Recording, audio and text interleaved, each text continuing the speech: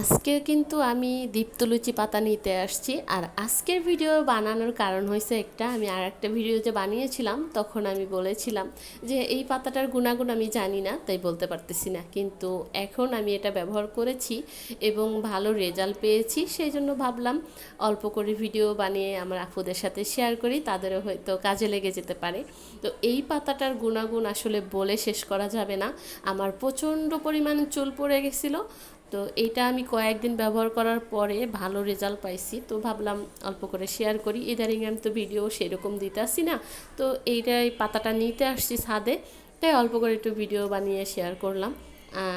আশা করছি আমার আপুদের অনেক কাজে লাগবে, যাদের হয়েছে খুব পরিমাণ চুল পড়তেছে, কিছুতেই কিছু কাজ হইতেছে না, তারা এই দীপ্তলুচি পাতাটা ব্যবহার করতে পারো একদম পরিশ্রম ছাড়া। মানে একটু নিয়ে ধুয়ে পরিষ্কার করে পাটার ভিতরে ছেঁচে রসটা বের করতে পারো, যার ব্লেন্ডার আছে তার ব্লেন্ডার করতে পারো। তো আমি পাটার ভিতরে রস বের করে নিচ্ছি, এই যে অনেকগুলো পাতা নিয়ে নিচ্ছি, এটা আমি 2-3 বার ব্যবহার করতে পারবো।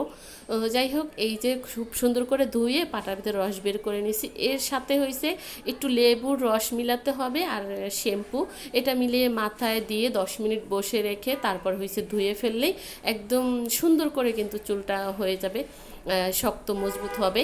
আর পরবর্তীতে হয়েছে আবার শ্যাম্পু দিয়ে চুলটা ধুয়ে ফেললে দেখা যায় একদম খুব সুন্দর হয়ে যাবে। তো এই যে রস বের করে একটু ছেঁকে নিচ্ছি, তারপর হয়েছে মাথায় দিয়ে দেবো, এতে আর গুঁড়া গুঁড়া যে পাতা আছে ওটা আর থাকবে না।